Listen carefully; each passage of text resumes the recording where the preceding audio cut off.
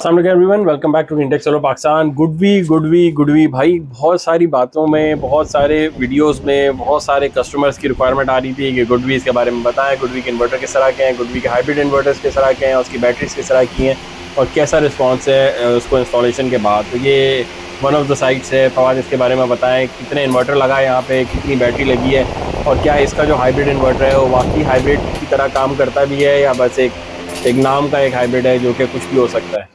अच्छा, ये गुडवी का प्लांट है। दो सिस्टम्स आपको दिखा देते हैं। 15 किलोवाट के हाइब्रिड इन्वर्टर्स हैं। ये 15 किलोवाट के 3 फेज़ के हाइब्रिड इन्वर्टर्स आते हैं गुडवी में, जो करंटली आपको मिल रहे हैं अवेलेबल। उसके अलावा सिंगल फेज़ में आपको 6 किलोवाट, 8 किलोवाट, 10 किलोवाट तो पाकिस्तान में मिल ही रहे हैं। बट ये 15 किलोवाट का 3 फेज़ का सिस्टम है, जिसकी हम आपको सिस्टम का रिव्यू दिखा रहे हैं। ये 3 फेज़ इसलिए है क्योंकि इस पर नेट मीटरिंग एनेबल्ड है। तो 8, 10 और 6 किलोवाट के जो आपने हाइब्रिड इन्वर्टर्स पाकिस्तान में देखे हैं, उस पर नेट मीटरिंग नहीं हो सकती क्योंकि पाकिस्तान में अलाउ नहीं है सिंगल फेज़ पर नेट मीटरिंग करना। तो 3 फेज़ के इन्वर्टर्स का रिव्यू बहुत कम आपने देखा होगा गुडवी का, वो भी स्पेशली पाकिस्तान में। तो 3 फेज़ का इन्वर्टर है। और दूसरी मज़े की बात उसकी ये है कि ये हाई वोल्टेज इन्वर्टर है, हाई वोल्टेज सिस्टम है। हाई वोल्टेज बैटरी इसके साथ कनेक्ट होती हैं, लो वोल्टेज बैटरीज कनेक्ट नहीं होती। तो पहली बात ये 15 किलोवाट है, ऊपर से 3 फेज़ है और थर्डली हाई वोल्टेज है। तो it's a very unique system. जब आप इसको मार्केट में नॉर्मल सिस्टम से कंपेयर करते हैं तो वो सारे नॉर्मल पैरामीटर्स पे ही होते हैं, ये थोड़े एक्सेप्शनल पैरामीटर्स पर डिज़ाइन हुआ है। सिस्टम के ऊपर आ जाए, इस पर 15 किलोवाट के इन्वर्टर्स हैं और एक ग्राउंड फ्लोर पे लगा हुआ है और एक फर्स्ट फ्लोर पे लगा हुआ है। दोनों पे डिफरेंट बैटरी साइजेस कनेक्टेड है। जो फर्स्ट फ्लोर का सिस्टम है उस पर 30 किलोवाट आवर की बैटरी बैंक्स कनेक्टेड है, जिसका मतलब है कि 6 बैटरी बैंक्स कनेक्टेड है। इवन दो ये हाई वोल्टेज सिस्टम है, but each battery bank 5 kilowatt hour का ही है इसका। और जब आपको 30 किलोवाट या 40 किलोवाट के बैटरी बैंक को रीच करना है तो आपको स्टैक करना पड़ता है, बैटरीज को आपस में कनेक्ट करना पड़ता है और फिर एक बड़ा स्टैक बनाना पड़ता है। तो 30 किलोवाट आवर का स्टैक ये है जो कि एक फ्लोर को पावर दे रहा है। और इस पर रफली फर्स्ट फ्लोर है, इस पर 12 से 14 किलोवाट के सोलर पैनल्स कनेक्टेड है और 15 किलोवाट का 3 फेज़ का इन्वर्टर है। ग्राउंड फ्लोर की बात करें तो उस पर 20 किलोवाट आवर का बैटरी बैंक है, 4 मॉड्यूल्स कनेक्टेड हैं और गुडवी के ही हैं, हाई वोल्टेज के हैं, 5 ईयर की वारंटीज़ हैं इनकी। और साथ में उसके साथ 8 किलोवाट के सोलर पैनल्स कनेक्टेड है। तो ये टोटल 22 किलोवाट के सोलर पैनल्स है पूरे प्रेमिसेस पे। 15 किलोवाट के 2 इन्वर्टर्स हैं और टोटल अगर बैटरी बैंक की बात करें टोटल दोनों को मिला के तो ये 50 किलोवाट आवर का बैटरी बैंक आपके पास मौजूद है। अगर कंजम्पशन की बात करें तो ये सिस्टम अभी करंटली, अगर आप एक सिस्टम की परफॉर्मेंस देख लें अभी क्या चल रहा है, तो ये आपको दिख रहा होगा 1700 वाट का लोड है, 1700 वाट्स का लोड आपको दिख रहा होगा। और बैटरी से 1100 वाट्स आ रहा है, 1200 वाट्स आ रहा है, 1193।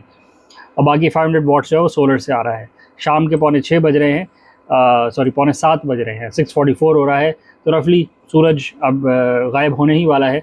तो बट आप देख सकते हैं फिर भी 500 वाट सोलर से आ रहा है, 1100-1200 वाट बैटरी से आ रहा है और बाकी 1700 वाट का लोड है।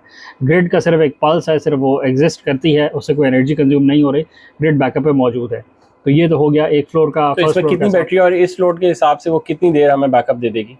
अब ये वेरिएबल लोड है, फर्स्ट फ्लोर है, अभी लोड कम है, थोड़ा सा रात में बढ़ जाएगा, उसके बाद इन्वर्टर एसीज होंगे, लोड फिर कम हो जाएगा अगेन। तो कुछ अप्लायंसेज अभी चल रही हैं तो ये रात भर रफली निकाल देगा। अगर इसी लोड से कैलकुलेट करें तो कितने आवर का बैटरी बैंक हमें चाहिए होगा और इनका जो है वो पूरी रात निकाल देगा? अच्छा, अगर 1700 वाट का कंटिन्यूस आपका लोड है और वो कम ही नहीं होता, लेट्स अज्यूम, और आप उसको 12 घंटे चलाते हैं तो आपको 20 किलोवाट का बैंक चाहिए होता है। ठीक है, मतलब आप 12 घंटे कंटिन्यूस चलाए जा रहे हैं और आप उसमें कोई कमी नहीं कर रहे। बट एक्चुअली इस प्रेमिसेस पे कंटिन्यूस लोड नहीं है, थोड़ा सा बढ़ेगा और थोड़ा सा कम होएगा, बट फिर भी ये रात भर निकाल देगा क्योंकि यहाँ पे 30 किलोवाट आवर के बैटरी बैंक्स मौजूद है। 30 किलोवाट का मतलब है कि आपके पास फिर 5 से 10 किलोवाट की बैटरीज में एनर्जी सफिशेंट मौजूद होगी कि अगर किसी दिन आपका लोड बढ़ जाता है तो आपके पास फिर भी बैटरीज मौजूद होंगी, कोई ऐसे इशू की बात नहीं है। अच्छा, दूसरा तो फर्स्ट फ्लोर पे 30 किलोवाट आवर का बैटरी बैंक है। जी, और ये उसी का लोड है, ये उसी का, ये फ्लोर की बात हो रही है, फ्लोर की बात हो रही है। दूसरे सिस्टम पे आ जाए तो उसमें ये ग्राउंड फ्लोर की बात हो रही है। ये ग्राउंड फ्लोर पे है, इस पे रफली अभी 400 वाट्स का लोड है, इस पे ज़्यादा लोड नहीं है। संडे का दिन है तो किसी भी वजह से लोड कम हो सकता है, बट इस पर 20 किलोवाट आवर के बैटरी बैंक्स मौजूद हैं। ठीक है, अगर आप 20 किलोवाट पे 1 किलोवाट का लोड डालते हैं लेट्स अज्यूम, तो 1 किलोवाट का लोड आपको 20 घंटे का बैकअप मिल जाएगा।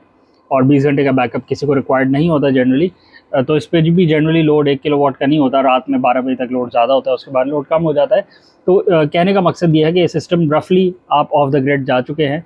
अगर आपको 4-5 यूनिट का कोई इशू आता है, 4-5 यूनिट कम पड़ते हैं ग्रिड से, तो वो ग्रिड से आपको सफिशेंटली कैटर कर देगा, उसमें आपको फील भी नहीं होगा। ये कितनी बड़ी जगह है? 1000 स्क्वायर यार्ड, 2 कैनाल की जगह है जी 2 कैनाल की और जगह है। 6 से 8 एसीज फर्स्ट फ्लोर पे हैं, 6 से 8 एसीज नीचे हैं, जो कि आप सारे तो ऑन नहीं करेंगे, पर जितनी ज़रूरत के तहत आप ऑन कर सकते हैं। तो आपके पास दिन में भी डायरेक्ट सोलर पे चल रहे होंगे और शाम में बैटरीज पे चल रहे होंगे। बिल्कुल। और इलेक्ट्रिक गीज़र भी इसी पे है? जी, वाटर गीज़र्स भी इसी पे है, इलेक्ट्रिक कार भी इसी पे है, 11 किलोवाट का इलेक्ट्रिक कार चार्जर है, 2 वाटर गीज़र्स हैं। आपने गिनवाई दिए एसीज़, एक न्यूमरस एसीज़ है, मतलब 7-8 एसीज़ एक फ्लोर पे और 6-7-8 एसीज़ एक फ्लोर पे। अगर टनेज गिनेंगे तो 2-2 टन के एसीज़ भी हैं और 1.5 टन के एसीज़ भी हैं। और उसके अलावा light fan, freezes, miscellaneous load, washing machines, वो तो सब एग्जिस्ट करता ही है।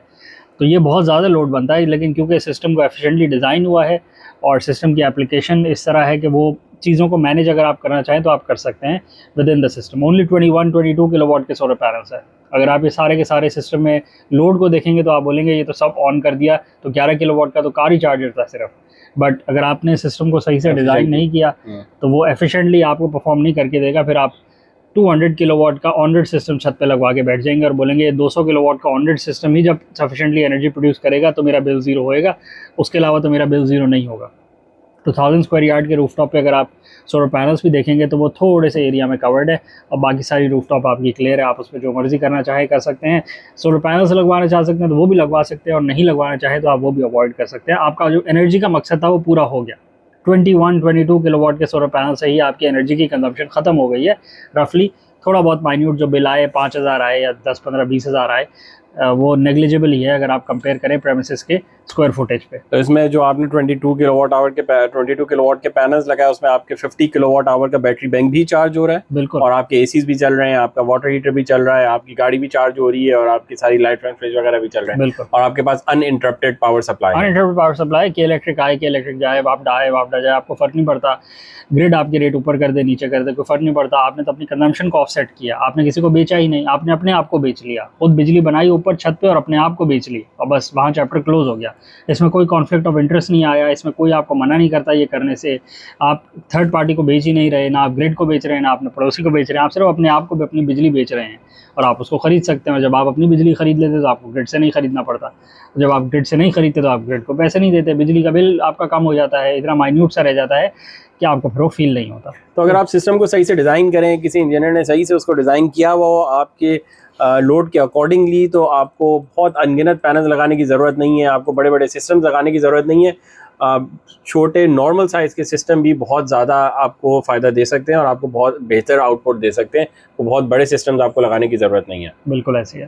मेरे ख्याल वीडियो रैप अप करते हैं। चैनल को लाइक करें, सब्सक्राइब करें, ज़्यादा शेयर करें, कमेंट्स में बताएं आपकी घर पे कौन सा सिस्टम लगा हुआ है, कितने किलोवाट का सिस्टम है, कितना स्क्वायर फुटेज है आपका, क्या अप्लाइंसेस यूज़ करते हैं और किस तरह आप उसको मैनेज करते हैं, और आपका बिल अब कितना आता है, 10% आता है, 20% आता है, 40% आता है, और कितने मसाइल को वो सॉल्व करता है। लोड शेडिंग को सॉल्व करता है, महंगी बिजली को वो सॉल्व करता है, या किसी भी एस्पेक्ट को वो छोड़ देता है due to system constraint. Just to be clear, ये साइट का बिल ज़ीरो आता है विदाउट इवन नेट मीटरिंग। खुद सेल्फ कंजम्पशन के साथ वो खुद यूज़ करते हैं और उसी तरह ही उसको लेके बिल्कुल ये ज़ीरो के आसपास है। अगर ज़ीरो का मतलब होता है कि अगर आपका 2 लाख रुपए का नॉर्मली बिल आ रहा है और आपका सिस्टम के बाद 5000 आ गया है या 20-25 हज़ार आ गया, तो वो रफली ज़ीरो ही कंसिडर होएगा, क्योंकि गर्मियों में आपको पता है कंजम्पशन थोड़ी ज़्यादा है, सर्दियों में कंजम्पशन वो भी नहीं होगी। तो ईयर राउंड एवरेज पे आप देखेंगे और फिर जो भी आपका बिल आया उसको जब 12 मंथ्स में डिवाइड करेंगे तो 6,665 रुपये अगर बिल आपका पर मंथ आ भी जाए तो that's close to negligible, that's almost zero bill. मेरे ख्याल वीडियो रैप अप करते हैं, वीडियो रैप्ड अप है। काइंडली कमेंट करें। Thank you.